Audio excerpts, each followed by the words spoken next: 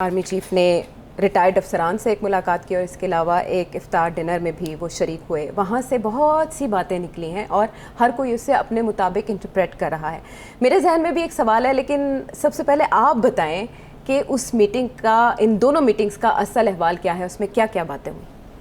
अच्छा, पहली तो जो मेरी इन्फॉर्मेशन है 2 से ज़्यादा मीटिंग्स हुई हैं। एक पहले जूनियर अफसरों से हुई थी, अच्छा, कुछ अर्सा पहले। उसके बाद फिर फॉर्मेशन कमांडर्स वाली एक कॉन्फ्रेंस थी जी। उसके बाद अब ये लाहौर आए हैं, यहाँ कोर कमांडर साहब के रहनुमाई में एक मीटिंग हुई है जहाँ रिटायर्ड फ़ौजी अफसरान भी थे। और तो तीनों जगह पे जो बात हुई है वो बेसिकली जनरल बाजवा ने एक ही बयानिया जो है उसको दोहराया है जो उनका मौक़िफ़ है।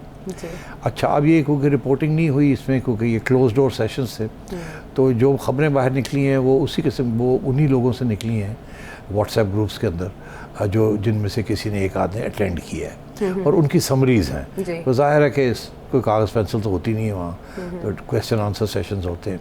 मगर जो बातें निकली हैं 2-3 जगह से लोगों ने रिपोर्टिंग की है फ्रॉम इनसाइड अपने ग्रुप्स के अंदर, वहाँ से फिर वो फॉरवर्ड हुए हैं। तो अगर उनको सबको कंपेयर कर लिया जाए कि तो फिर एक शायद एक कोई ऐसे पॉइंट्स हैं जिसके ऊपर सभी इत्तेफाक करते हैं, सब सोर्सेज इत्तेफाक करती हैं, तो उसका मैं आपको जिक्र कर सकता हूँ।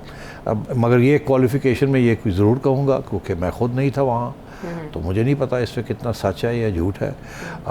अब हम जो बात यहाँ कहेंगे, अगर इस पर कोई झूठ है या गलत बयानी है तो ISPR किसी वक्त भी एक स्टेटमेंट दे सकता है कि ऐसी खबरें भी चल रही हैं कि ये बात हुई जो कि ऐसी बात नहीं हुई, वो कह सकते हैं। और जो बातें हम कहते हैं हुई हैं और अगर वो समझते हैं हुई हैं तो फिर उसके ऊपर खामोशी हो जाए, ISPR कुछ ना कहे। अच्छा। या ये कि जी उसको भी डिनाई करने की कोशिश करें, तो जो गलत बात हम कहेंगे, क्योंकि हमने ऑलरेडी कन्फर्म कर लिया कि थोड़ा सेकेंड हैंड सोर्सेज हैं, तो ये मैंने वो ओपनिंग सेंटेंस था मेरा। अब मैं आपको बताऊं जो 3-4 जगह से जो खबरें आई हैं व्हाट्सएप ग्रुप्स के ज़रिए, कुछ उर्दू में आई हैं, कुछ अंग्रेज़ी में आई हैं, कुछ ऑडियो भी आई हैं। ऑडियो में भी लोगों ने तबसरे किए हैं कि जी मैं वहाँ था और हमने ये सुना, उन्होंने ये कहा, उन्होंने ये कहा, उन्होंने ये कहा, उन्होंने ये कहा।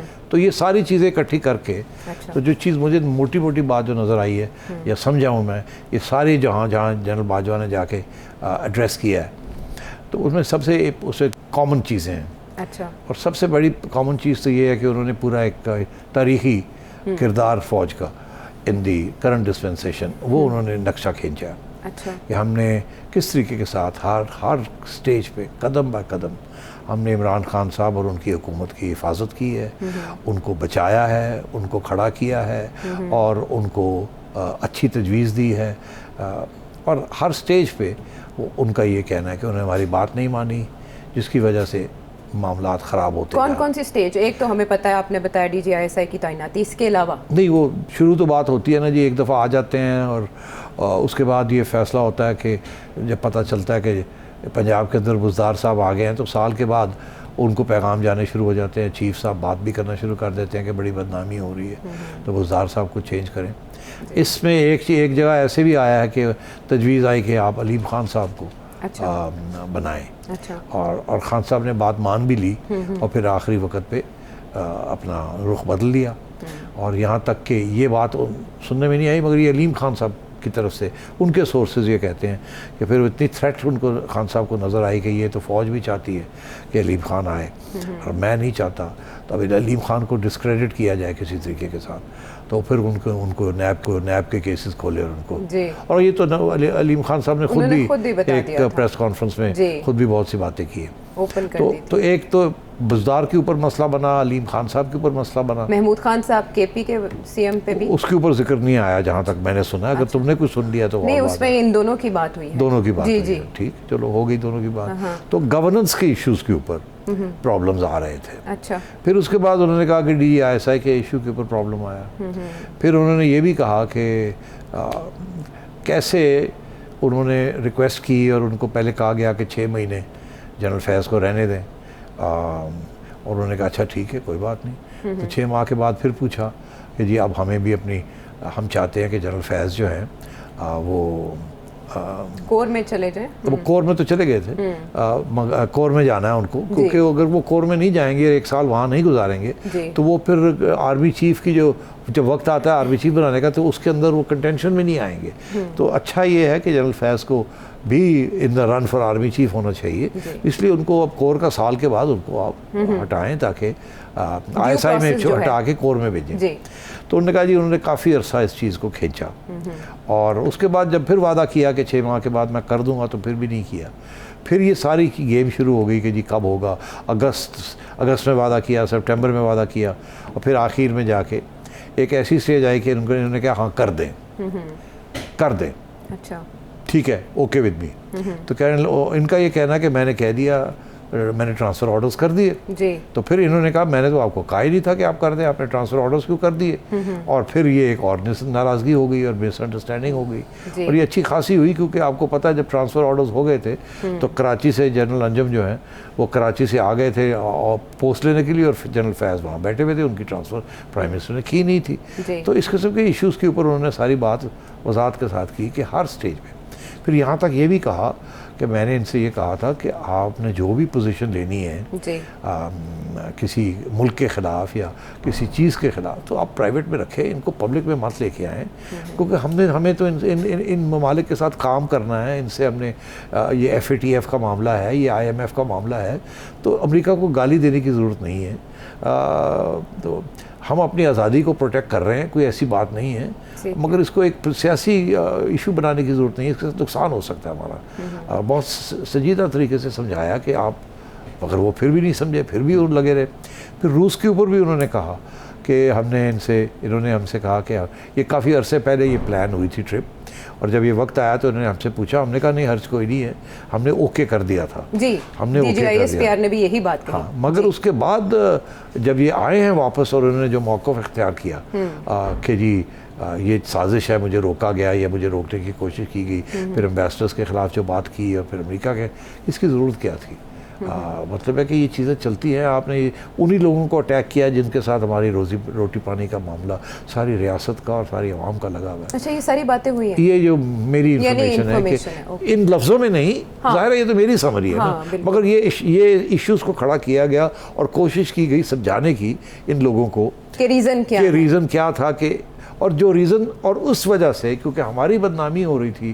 फिर ये उन्होंने कहा कि जो सारे पैसे आए हैं सऊदी अरेबिया से, ये इधर से, उन्होंने कहा ये तो मैं गया, ये तो जाने नहीं थे, मुझे जाना पड़ा, मुझे जाके हाथ पैर करने पड़े, मारने पड़े, घोड़े एंड सो ऑन। तो और तो हमने किया, और तो वो ये कह रहे थे कि ये बिल्कुल करने के लिए तैयार ही नहीं थे कुछ। फिर जो उन्होंने इस किस्म की बातें की कि हमने हर स्टेज पे खान की हेल्प की और उसको प्रॉप अप किया, मगर उसके नतीजे में हमारी बेइज्जती होनी शुरू हो गई, हमारी डिस्क्रेडिटेशन शुरू हो गई, और मुल्क के जो मसाइल थे वो बढ़ने लग पड़े। इसलिए फिर एक स्टेज ऐसी आई, हमने ये फैसला किया कि हम पीछे हट जाते हैं, अब हम इनको प्रॉप अप नहीं करते, हम ऑपोजिशन के साथ कुछ नहीं करेंगे, मगर हम पीछे हट जाएंगे, अभी अपने पाँव पे खड़े हो जाएं, खुद ही डील कर लें, बिकॉज हम जब इनकी हेल्प करते हैं हमारी बदनामी हो जाती है। फिर हमारे साथ वादे करते हैं, फिर पूरे नहीं करते, फिर मेरी जो अपनी पोजीशन है वो मेरी अपनी इंस्टीट्यूशन के अंदर कमज़ोर हो जाती है। मैं जाके अपने लोगों को कहता हूँ कि जी वो उन्होंने वादा किया, अब इतने सारे ये करेंगे, तो वो आगे से चुप हो जाते हैं। फिर जब वो नहीं करते तो मुझे पूछा जाता है कि जी आपने तो कहा था कि उन्होंने ये वो करेंगे, वो कर नहीं रहे हैं, ये क्या हो रहा है ये। तो मतलब है इस किस्म की बेचैनी हो रही थी in the ruling hierarchy of the armed forces. Okay, तो इसलिए हम फिर मजबूर थे, फिर हमने ये कहा इनको कि खान साहब माफ़ करें, अब अपने पाँव पे खड़े हों, 4 साल होने जा रहे हैं, हमने हर किस्म की आपकी इमदाद की है, आपने हमारी कुछ बातें नहीं मानी, कुछ नहीं किया, कुछ खुद ही कर लिया, और इस वक्त हालात बड़े ख़राब हैं, सारी बदनामी आ रही है, हम पीछे हटते हैं। अच्छा। आप खुद डील कर लें जिस तरीके से आपने इलेक्शन कराने नहीं कराने, अपोजिशन के साथ टैकल करना है कर लें, please keep us out of it. ये हमारी न्यूट्रलिटी का या ए पॉलिटिकल होने का ये हमारा फैसला था।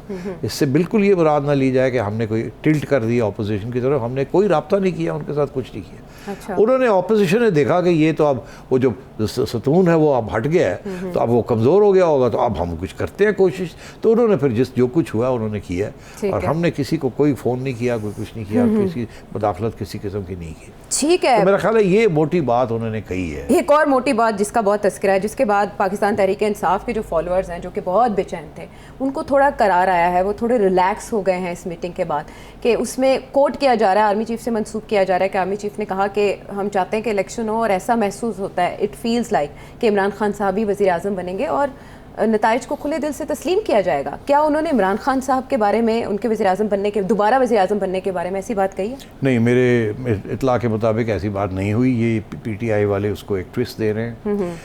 मेरा ख्याल है जो उन्होंने बात कही है, जो मुझे एक दो सोर्सेज ने कहा, उन्होंने कहा कि देखिए दो बातें कही हैं। एक बात रिपोर्ट बहुत कम हुई है, पर मैं आपको बताता हूँ। एक तो उन्होंने ये कहा है कि इलेक्शंस होंगे, आज नहीं कल नहीं परसों इलेक्शन तो होंगे, और अगर इमरान खान वो इलेक्शन जीतता है तो हम उन्हें उसका खैर मकदम करेंगे, हम कोई रुकावट नहीं क्रिएट करेंगे। ये नहीं कहा कि वो जीतेगा और हम उनका खैर मकदम करेंगे, या फील्स लाइक ऐसा महसूस हो रहा है, ऐसी कोई बात नहीं, ऐसी कोई बात नहीं। अच्छा, उन्होंने कहा कि अगर उनके जलसे हो रहे हैं, ये हो रहा है, वो हो रहा है, अगर आपको किसी को ऐसे लगता है कि वो जीतेंगे, तो अगर वो जीतते हैं तो हम किसी किस्म की रुकावट नहीं क्रिएट। इट वाज अगर, ये नहीं था कि मैं ये समझता हूँ कि वो जीतेंगे, ये नहीं, किसी सूरत पे उन्होंने ऐसी बात नहीं कही और ना ही वो कर सकते थे, बिकॉज दिस वुड बी पार्टिजनशिप, ये पर न्यूट्रलिटी नहीं रहती ना।